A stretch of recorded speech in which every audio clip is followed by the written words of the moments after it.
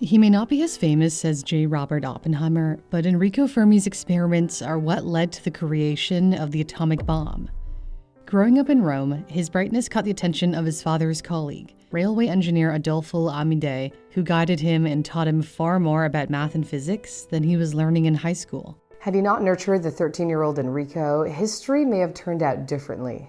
By the time Enrico entered university in 1918 to study physics at the prestigious Scuola Normale Superiore in Pisa, there really wasn't anything more his professors could teach him, so he spent a lot of time studying quantum physics and relativity on his own.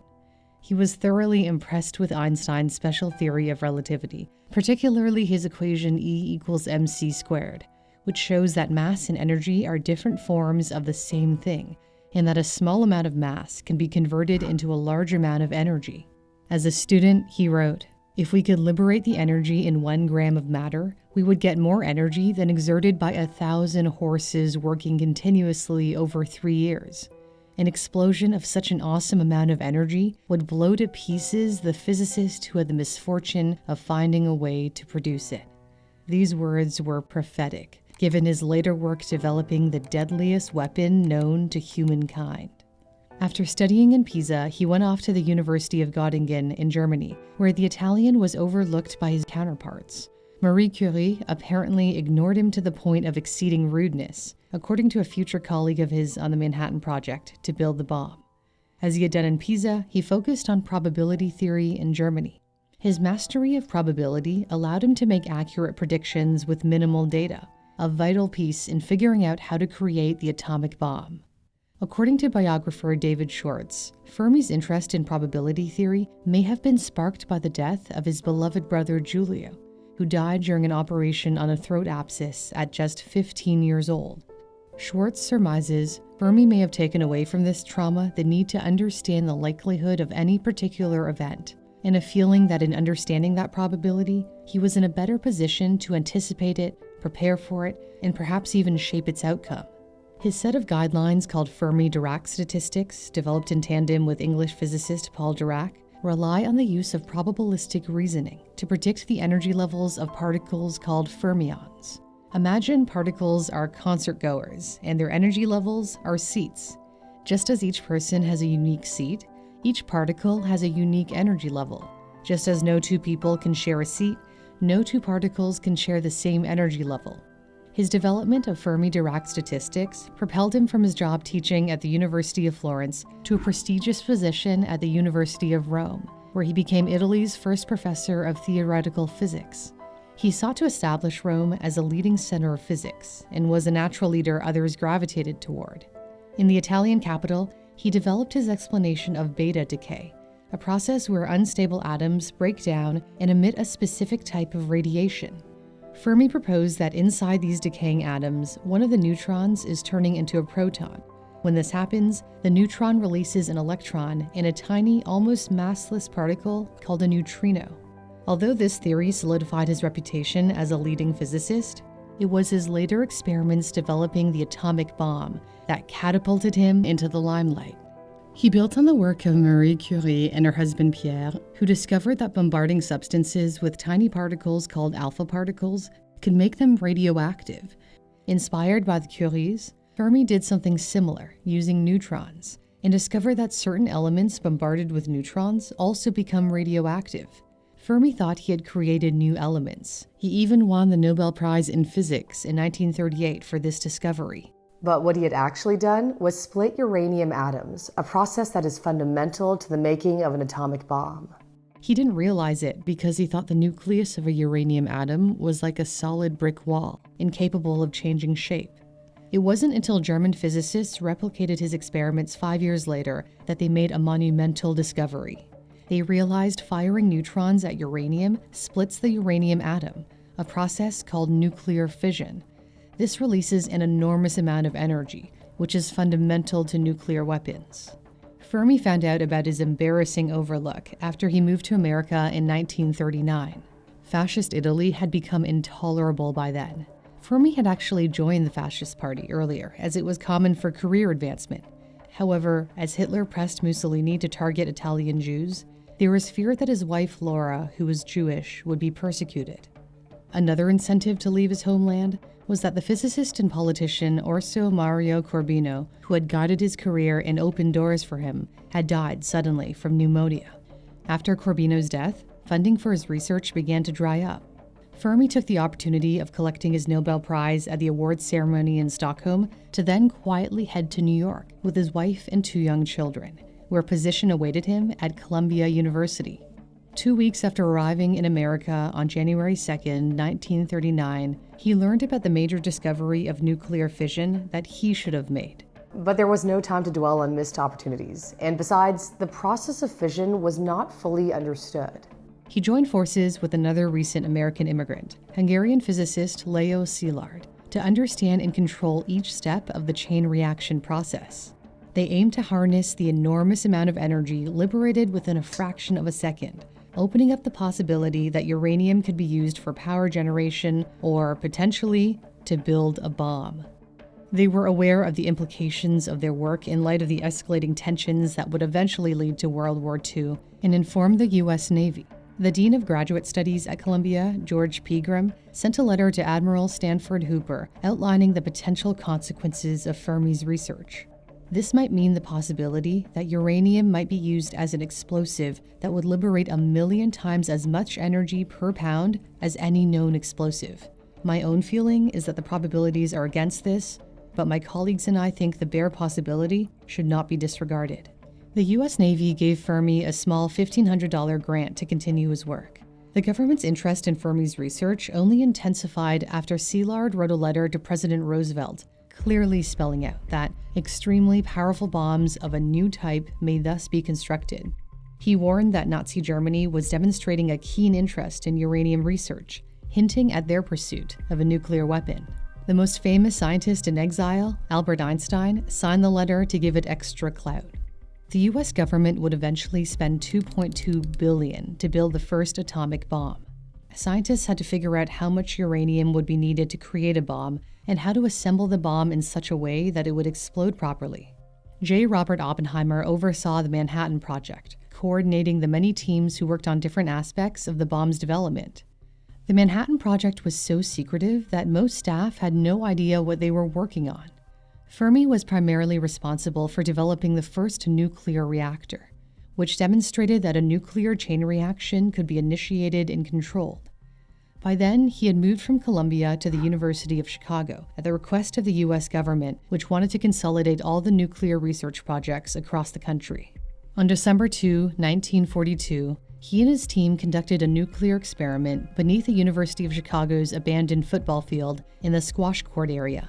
It was the only space with high enough ceilings to allow the construction of the pile of bricks of graphite and uranium, carefully arranged to facilitate a reaction. The graphite slowed down the speed of the neutrons so that they could cause further fissions. This atomic furnace, called Chicago Pile 1, demonstrated the first self-sustained chain reaction, ushering in the nuclear age. When Fermi realized the reaction was self-sustaining, quote, his whole face broke into a broad smile, described David Schwartz in his biography on Fermi. A member of Fermi's team recorded the moment in a logbook, writing, "We're cookin'." The team shared a bottle of wine to mark the occasion, but they didn't make any toasts. This wasn't really a celebratory moment, as they knew the implications of what they had achieved.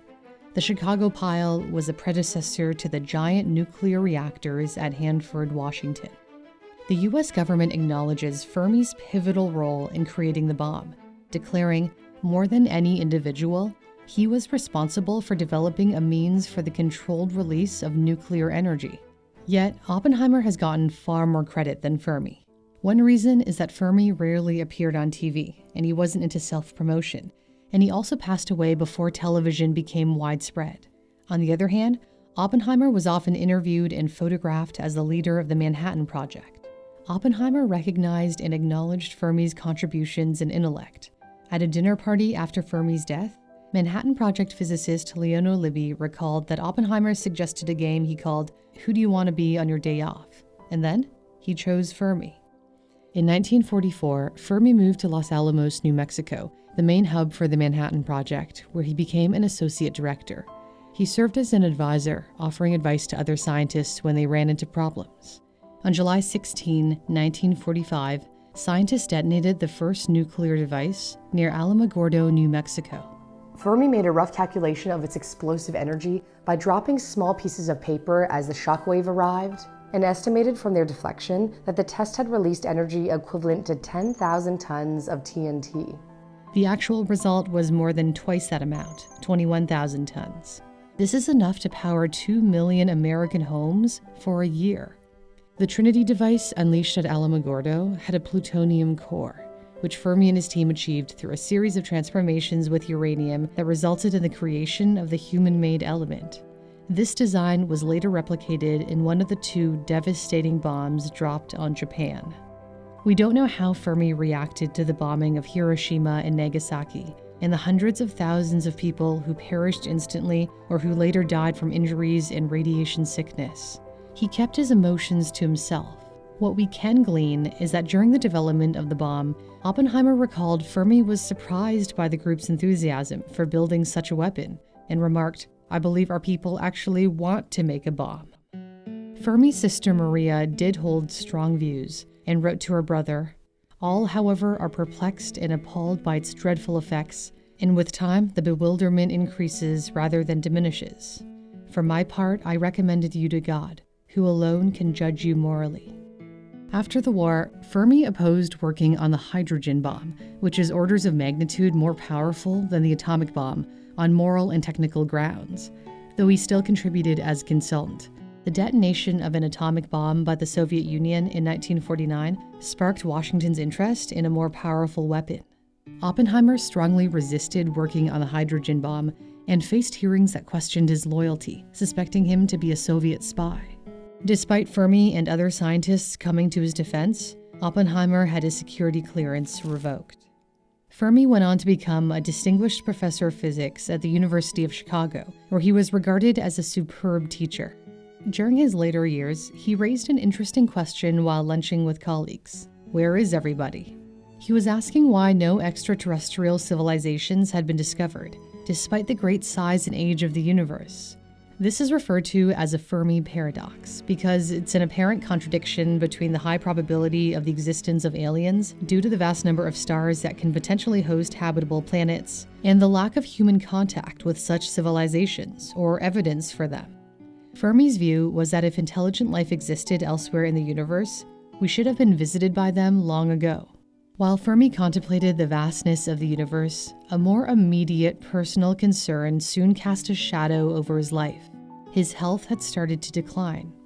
In the summer of 1954, he was noticeably fatigued. He visited the doctor that fall, and they discovered he had stomach cancer that had metastasized. He was given 6 months to live. Throughout his career, Fermi was exposed to radioactive materials, which may have contributed to the development of his cancer. Fermi was not a religious person, but as he lay ill and dying, he received visits from priests.